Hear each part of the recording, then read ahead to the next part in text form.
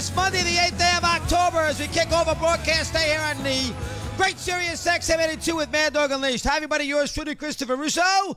On this Monday afternoon, lots to do today. Eddie and Colin in the house. Tori later on. Gary D today, too. You and I, as we chat about what's going on as far as the world of sports is concerned. 888 Mad Dog 6 is your two-way sports talk telephone number on this very big and very important Monday afternoon with lots of sports going on. Even if you like hockey, Colin Schmeling all revved up. Sharks Islanders at the Barclays. You got things going on as far as what's going on here is concerned in a busy afternoon of sports. Okay, we have obviously football to get to a little bit later on. All the games from yesterday. Not an unbelievable amount of storylines, but we'll get to that. Gary will handle the college football and a couple of losses in the SEC plus Oklahoma.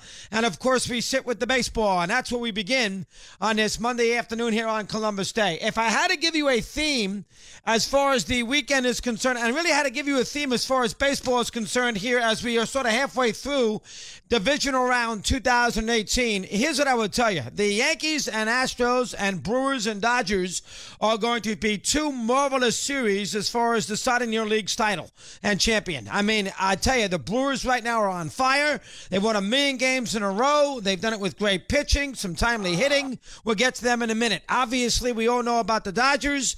They have a tendency to hit some abutments occasionally, and they did last night with chances to put away Atlanta. They did not, and they still got a little work to do. We all know that, more than a little. Still going to win a game, but you got to figure right now that the Dodgers and Brewers will be one whale of a series if we get there in the NLCS, and of course the Astros and Yankees, if we get that far, and I think we will be just an absolute colossal battle in 2018. That is the conclusions I made after watching basically every pitch since the postseason really kind of began last Monday in Wrigley Field. Brewers and the Cubs for that divisional playing game. Same thing goes in L.A., Dodgers and Rockies. I mean, the things that I have learned right now is that we're judging the lineup and the Yankee depth of pitching compared to the Red Sox and the Astros overall with all the great arms that they have, and throwing the idea that the Brewers are on fire and the Dodgers have so much depth and talent. Those are the four best teams in baseball. I mean, I think that's where we're headed as far as next week, the weekend and next week is concerned. We're looking at those two matchups. Now, listen, we still got work to do here today because you got 2 day games going on. In about an hour and a half, you have two at one time. Right now, you got the Astros and the Indians, and they're 1-0 Cleveland, bottom of the 4th inning. This is Game 3 in Cleveland, and the Indians, of course, trail this series 2-0, and they were fortunate to be in this spot right now. The Astros had the bases loaded with only 1 out in the 3rd inning and did not score. They struck out Gurriel and then a fly ball to left, and the Indians finally put a run on the board. So still work to do for Houston. Even if they lost today, you still got to love their chances. Up 2-0, Mike Clevenger pitching today, Keuchel for the Astros. And then, of course, the Dodgers and Braves will play a little bit later on. But the themes that I have gotten is that the Yankee and the Astros and the Brewers in L.A. will have whale of a series. Now, the big series and the one that's going to carry the sport for the next couple days is the one really going on between the Yankees and the Red Sox. And I'll tell you, watching this two teams, and I watch them all year. I mean, you can't help not when you're living in New York City. You're gonna be wrapped up, and this is a huge baseball town. It's the biggest sport there is in this town, and you got two teams with great history. Maybe not the Mets as much as the Yankees, but I mean, Ruth, Garrick, Mays, and DiMaggio played here. Not to mention Mantle and Tom Seaver and everything else. This is a Bill Terry, Jackie Robinson. This is a baseball town, New York. I don't care what anybody tells you. But the issue with the Yankees and the Red Sox right now is the idea that I just don't know if the Red Sox are as good as the Yankees. And I know that sounds crazy when you have a team that won a division going away, that won 108 games. But after what I've seen in the last 2 days up in Fenway, I mean, I think the Red Sox are 50-50 to get back to Boston for a Game 5. That's what I think right now with these two teams. I mean, if you want to just match them up from a standpoint of where they are as far as the roster is concerned, I'll start here, okay? If you were putting together a pitching staff with the teams combined, all right, and you had to pick 12 or 10 thereabouts, your first pick out of, combined, your first pick would be Sale. We understand that. Your next 9 or 10 are going to be Yankees. I mean, think about that for a minute. I mean, you're not going to pick, do it this way. You're not picking Price. You're certainly not picking anybody in that Red Sox bullpen except maybe Kimbrel. I mean, maybe you want to make a run at a guy like Rick Porcello as pick 9, but you get the idea. I mean, after Sale, there is absolutely nobody that you'd run to as far as that Red Sox rotation and staff is concerned. Maybe Kimbrel later on. You just wouldn't go near it. Well, if you look at the Yankees, although they don't have the ace that the Red Sox do, although Severino can be very good, but he's not Sale. Nobody's going to argue that. The Yankees, with the depth that they have in that staff, is much better than Boston. I mean, just the bullpen alone. Betances, Chapman, and Britton, you would take basically 2, 3, 4. Severino, you'd probably take as a second choice. You still got Happ. Yes, he wasn't good on Friday night, but you still have Happ sitting there, and then you got Tanaka sitting there. I mean, so if you look at it from that perspective, I don't see how in the world you can't sit there and tell me that the Yankee pitching staff isn't better than Boston. Then if you want to go one step further and you want to match up just the teams, okay, let's match them up. I know you can't do this necessarily. These games are weird, but if you want to match them up in a short series, would you rather have Sanchez or Sandy Leon? Which one? I thought so. Would you rather have, I'll be nice and go even in right field. I'll be nice to even with Judge and Betts, because I'd rather have Judge because he's got more of a home run presence about him and he's scarier.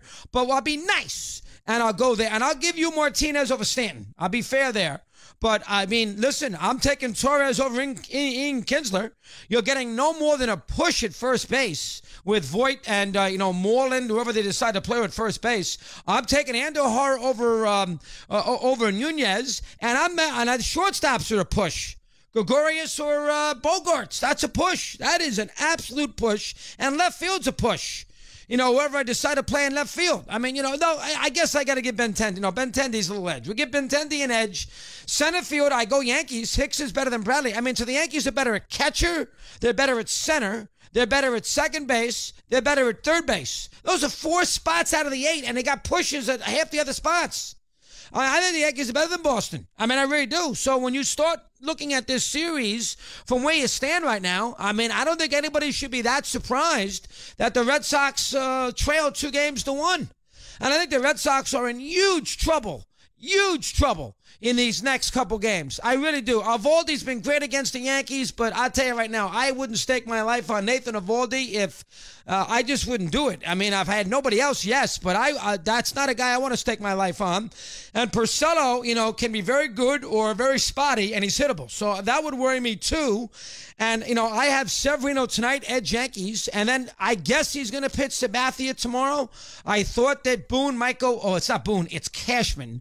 I thought Cashman might opt to go back to, say, J. Happ to pitch Thursday on short rest or Wednesday on short rest, and then he can come back, or Tuesday on short rest, and then he can come back if he wants with Tanaka on full rest on Thursday. I thought maybe he would do that, but he hasn't given you any indication that that is the way they're going to go. I don't know if the Yankees lost tonight. I don't know if you want to keep your season in CC Sabathia's hands, but the overall theme is I think the Yankees are better than Boston, and I think that's where you look at it right now as far as these 2 games are concerned. The Red Sox had to hang on for dear life on Friday night. I mean, dear life. I thought he took Sale out too quick. I understand he's been out for a while, but I think he took Sale out too quick. I mean, I don't have any problem bringing Porcello in the 8th inning, nor Kimbrel, but that bullpen was very spotty. Stanton, who I don't like as a player, Stanton's got a lot of...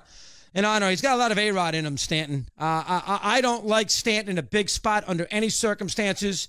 And Stanton had a horrendous game on Friday night. Horrendous. He get his hits because, he's got so many guys in that lineup. He's bound to get a couple of hits here and there. I am not a big Stanton fan. But the Red Sox were very fortunate. The Barnes struck him out in that 1 inning with the bases loaded, or they'd be dead. They would have been down 2-0 in this series. And the Red Sox, obviously, in Game 2, never had an opportunity. And I'll tell you, that's another thing about Price. Now, Price might come out of the bullpen tonight. If you do that, you're desperate. But I could see that. This Price situation's a major problem. I mean, the guy is 0-10 historically in the postseason. I mean, think about that. I mean, you gotta try to be 0-10 in the postseason. 0-10 in the postseason. He's atrocious at Yankee Stadium, and he's horrendous against the Yankees, whether he's a Ray, Tiger, or Red Sox. And that performance the other night for $230 million, I mean, geez. But we all told Dombrowski that he was making a terrible mistake when he signed him to that big contract a couple years ago, because Price is not a guy that we all thought would have a lot of trouble in that big stage, in that kind of town where they boo, and it's a rough town if you don't perform well. And, the Red Sox faithful, they as New York, as Philly, those kind of towns, I don't think that fits a guy like Price's MO. And, you knew that going in. And from that standpoint, I was very, very surprised that Dombrowski gave him that big contract, and he has been a complete waste. So, I mean, I think the Red Sox got major issues here. And if they ever get by this series, they're going to get killed by Houston, providing Houston beats the Indians, which I think they will. Whether they win today or not remains to be seen, but I think they will. I just don't like this Red Sox team that much. I mean, I don't like the bottom of the order. I've told you that for about 6 months. We hate the bullpen. I've told you that. Now you got Price as a major problem. Who knows what you can expect out of Sale, who, let's be honest, has not exactly pitched a ton as of late. So from a Sale perspective, that would concern you. I mean, he pitched well the other night, but he ran out of gas. He took him quickly out of that game, and I would not have at 5-0 in the 6th inning. I got to leave Sale in a little longer than 88 pitches and 5-0 top of the 6th. That's what I got to do. And he took him out. I'm not running to that bullpen. No way am I running to that nasty, ugly, rotten bullpen. And Cora did that, and he almost paid for it. He almost paid for it. And I think, Sale gave up 2 singles. He was out of the game. I did not understand that. And then, of course, the other day on Saturday, Judge hit a ball. I swear I don't think I've seen a ball hit any further in my life than Judge's shot. And Springer's just hit a home run, so we're 1-1 now, top of the 5th. Hit a slider, George Springer. Boy, the Astros got a lot of power. Boy, oh boy.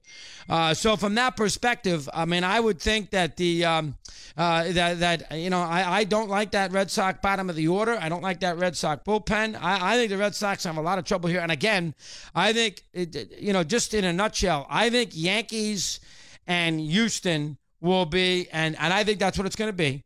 I think that will be an absolute colossal 7-game series. I mean, I would give the Astros a little edge because they got a little better starting pitching, and they can match the Yankees for the most part. Not entirely, but for the most part, they can match the Yankee power, and they got home field. So, and they're very good in that little ballpark. Very good in that ballpark. Gurriel, Bregman, Altuve, Springer. Correa hasn't done anything yet, and he's good. I mean, they are very good in that little ballpark with that small left field porch. So I would give the Astros the edge. And, of course, they still got, I think, probably a little better depth of starting pitching. The Yankees don't have a guy as good as Verlander. The Yankees don't have a guy as good as Cole right now, even Severino. And then you got Morton and Keuchel. And the Yankees don't have that kind of starting pitching. The Yankees got a much better bullpen. But I don't think the Yankees have that kind of starting pitching. So I think a Yankee-Astros series, which begin on Saturday night in Houston, will be an absolute tremendous 7-gamer. And I think the Dodgers and the Brewers is going to be a great series, too, in the National League. I mean, the Brewers right now do a little bit of everything. They pitch well. They've gotten a couple of good starts. Obviously, Sheen's done a nice job. Miley was good yesterday. So you like what you see from that perspective. Their bullpen is lights out. He's got 5 or 6 options out there. And the biggest scenario in that whole series, the biggest play in that Rocky Brewers series, was the ball that Blackman hit on Friday, which basically bounced foul by an inch in the 9th inning with runners on, I believe it was 1st and 2nd. That was an absolutely stupendous. I mean, it was the right call on reversal. They ruled it a double. It would have been 2-1 with, I believe, 2nd and 3rd. Now they scored the 2 runs anyway, and obviously Blackman did get a base hit off Jeffress, who was terrible. But that was the key scenario that cost him a base. And, the whole 9 yards, and it would have been 2-1, 2nd and 3rd. I thought that was the key myself. I thought that was the key at bat of the whole series for Colorado, who amazingly enough, folks, scored in 1 inning in 3 games. That's it. 9th inning. That's all they did. They scored in 1 inning in 3 games. A Rocky offense that's got, a lot of big hitters in it against Milwaukee that's not exactly starting, Lou Burdette. 1 inning. they scored in 27. So, but that double by Blackman to me was the key. Was really the key situation of the. Really was the key situation of the whole series. And then, of course, yesterday in cold weather, Milwaukee just took control. And the Dodgers are a weird team because the Dodgers are a team that they have so much depth and so many different ways they can hurt you. And they have now 3 pitchers because you got to put Ryu in this mix with Kershaw and with Buehler, who wasn't very good last night, but he recovered. Those 3 big starters. Their bullpen spotty, not great. But, I mean, the Dodgers are so good with their depth, but I think Milwaukee's going to beat them in a 7-game series. I really do. I think the Brewers are going to beat them in a 7-game. Home field, at least their front 8. I don't mean their depth, but their front 8 could match the Dodgers, with Yelich and Aguilar, the kid at first, Aguilar at first base, and Braun and everything else. I think they can match them from that standpoint. So I think the Brewers are going to beat L.A. There's just something about L.A. all year when you really think they're ready to take off, they kind of stub their toe a little bit, and I think the Brewers, beginning on Friday night, will have an edge on the Dodgers. And the Dodgers still got to win a game here today to get to that spot. So baseball right now, listen, this is a good time of the year. It's, early October. You got a lot of good teams left, and I think you're going to have 2 classics in the championship series. And I don't think the World Series is going to be as good because you have to think the American League team, whoever comes out of that, is going to bury the NL. You'd have to think that if you're fair. I mean, that, in fact, the Brewers or Dodgers will lose in the World Series. And I know the Dodgers would give it a fighting chance because they have power and they have some pitching, big starting pitching. But I think the American League, Houston or the Yankees, and I think it's going to be one of those 2, would be the heavily favorite. Baseball's hot right now, and it's hot this afternoon.